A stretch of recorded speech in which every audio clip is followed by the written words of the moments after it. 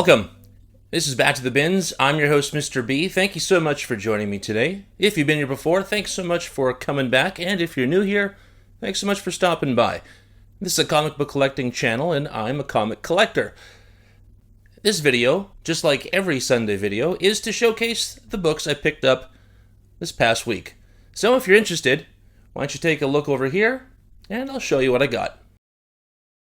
Alright, like I said, these are all the books I picked up this past week at my LCS. These books are all current, except for a couple which are from the dollar bins and the back issue bins, so that's always exciting. And we start today, as per usual, in alphabetical order, which takes us to The Amazing Spider-Man. This is Volume 6. This is Volume 6, issue number 53. This is the Ed McGuinness cover A. Zeb Wells, of course, writing this. He's ending his run here soon, and I forget who the new creative team is, but that has been chosen. I'll put it up on the wall there for you to see. But I'm just waiting for this run to end before I start reading, and I just really like this cover. Really great cover. Kind of nice to see a non-John Romita Jr. cover on ASM. But, you know, because it's ASM, there's all kinds of great variants, and I have a love of Del Auto and variant books, and this is The Amazing Spider-Man, number 53, Gabriel Del Auto connecting variant. I believe the next issue will connect to this side. Looking forward to seeing the whole thing. It's going to be, of course, the Sinister Six. Love Gabriel Del Auto. It's one of my absolute favorite artists going today, and the cover's fantastic. It was nice to see we could get one of these variants again. Here we go. This is, of course, Amazing Spider-Man, number 53, but the Ivan Bigarella Disney What If variant. Of course, Avengers Assemble.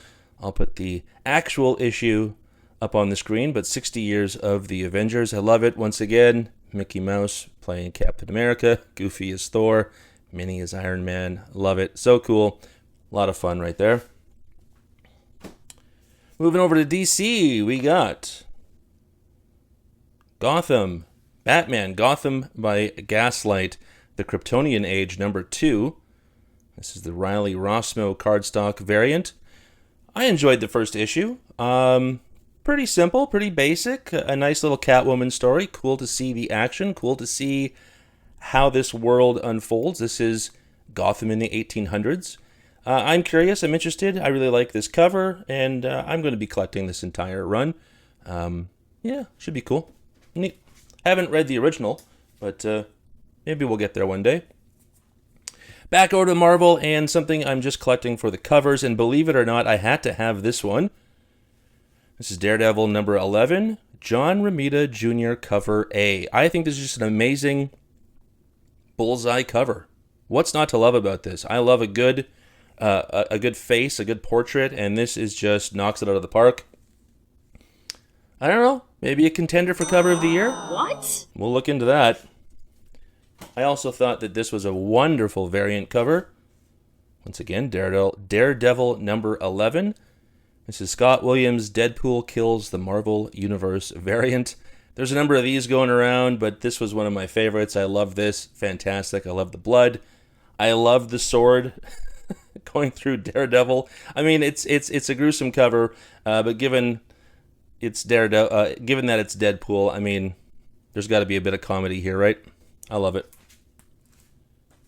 Oh yeah, here's a great book. Doom. Bum bum bum.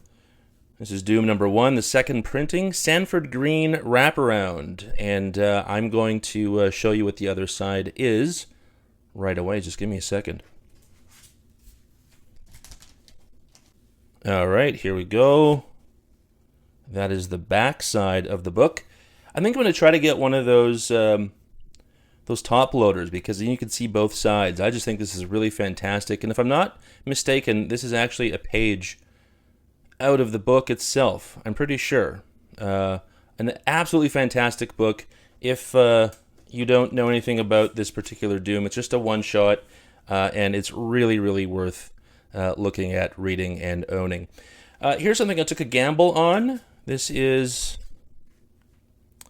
Gatchaman, Galactor number 1, the Riley Rossmo variant, who we had earlier with the Batman Gotham by Gaslight cover.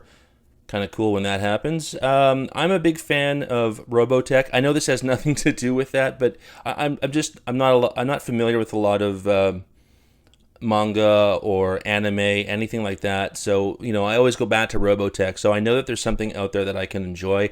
This looks like something that might be up my alley. I don't know why. I just really like this cover. I'm going to give it a shot. It's a 4-issue series, so that's okay. This is on Mad Cave. Yeah, just really looking forward to it. I like the cover, and hopefully the art looks really good as well. Here's a book I'm really enjoying, going back over to Marvel. This is Get Fury number 3, the Dave Johnson cover. This is a very cool book written by Garth Ennis. Of course, we've got Nick Fury in Vietnam and Frank Castle, or the Punisher, coming after him. I'm curious where this is going, curious where this is going to end, and so far so good. I've enjoyed it. I love the bit more adult-themed action and dialogue and everything else.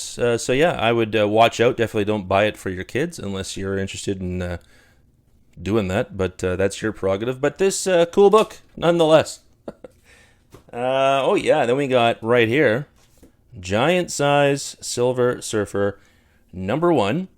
It's the Paul Renaud variant. I love Silver Surfer. I'm not reading this. I'll page through it. I'll take a look. I know that there's a reprint, I think, of Silver Surfer 80, I think, one of the 90s books. I think it was that one. I'm not entirely sure. But I'll page through it.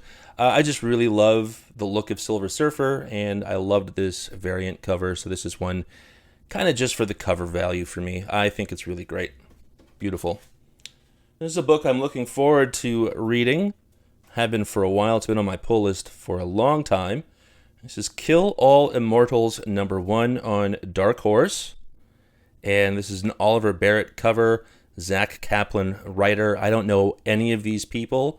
I don't have too many Dark Horse comics, but this just looked cool. Again, a bit more adult-themed, a little gruesome with all this blood splatter everywhere. I just really thought this was good, or hopefully it was going to be good based on the cover. And if not, well, at least I got a great cover, and there are some more great covers coming along. So anyway, speaking of great covers, but a book that's been taking too long to get into our hands, this is Moon Man number 3, the George Kimbatis variant. They have been delivering fantastic covers, so there is something worth waiting for. The story is just kind of thin, given that I don't even remember what issue 2 is about, so I think I'm going to read this issue. I'll keep reading it until the story's over. I think this is a limited series, and then I'll read it all again in a bit more shorter span of time, because yeah, I can't tell you really what's going on. I got a gist of it, but I need a bit more, and hopefully this issue delivers, because people are waiting a long time for this book. Oh yeah, and then we go over to the back issue bins, one of our favorite places, and one of my favorite characters in comics, Sergeant Fury and his Howling Commandos. This is issue number 36 from September of 1966. It's a Dick Ayers cover, Roy Thomas doing the writing. Yeah, low number Sergeant Fury. I love it. I love it when you can see everybody on there. I love it when we got Nazis on the cover. This is a great sort of World War II, like this could be something you'd see from maybe Hogan's Heroes or something like that, or that's what it reminds me of, The Great Escape kind of thing. This is just great. Everybody's fighting on this train. It's good stuff. Again, there was some really great issues in the back issue bins. So we got Sergeant Fury and his Howling Commandos number 38. Now these aren't in mint shape or anything. You can't expect these books to be in great shape. This is from November of 1966. Once again, Dick Ayers cover, Roy Thomas doing the writing. But nonetheless, I think it presents really nice. Obviously, you got some fading and all of that. All the nicks and everything on it. But that doesn't matter. I'm not in it to win it. I'm just in it because I love these covers. And I do love reading these books. These are fun war books from the 60s. Sergeant Fury's fantastic. And then over in the dollar bins, these ones were too... I can't even get it properly here. Hold on. These ones were too beat up to even make their way into the back issue bins, so I got these for 50 cents, and that's okay. Like, here you go, right? Like, that's beat up, but I love it. This is Sergeant Fury and his Howling Commandos, the King Size Special number 2. This is the annual from June of 1966. You got Jack Kirby and Dick Ayers doing the cover. This is a Jack Kirby story. His experience in World War II probably propelled all of this. I love that this is a D-Day themed book. Absolutely fantastic. And there's a first appearance here as well, folks. The first appearance of Eva Braun in the 616 universe. I had no clue. I had no idea. Eva Braun. I'll have to check if there's a difference between Eva and Ava in this particular context. Oh boy. Anyway, and then another book in the dollar bins, or in the in the dollar bins, was this one, Sergeant Fury and his Howling Commandos, the King Size Special Annual number 3 from June of 1967. We got a Dick Ayers cover here and Gary Friedrich doing the writing. This time, Sergeant Fury is in Vietnam. Of course, this is June of 1967, the summer of love. So you didn't need to write any stories about guys in World War II. You could now start writing stories about guys fighting Vietnam because it was happening. Yes, I love all this extra stuff. A 10-page fan section featuring pulsating pinup pages and bombshell biographies. Can't wait to look at that. And lastly, we got this, a new book on the shelves. This is Star Wars Ahsoka, issue number 1. This is the John Tyler Christopher action figure variant. I don't have any of these action figure variants, and I used to collect Star Wars action figures, so this is near and dear to my heart. I'm going to collect this series. I think this is a mini-series.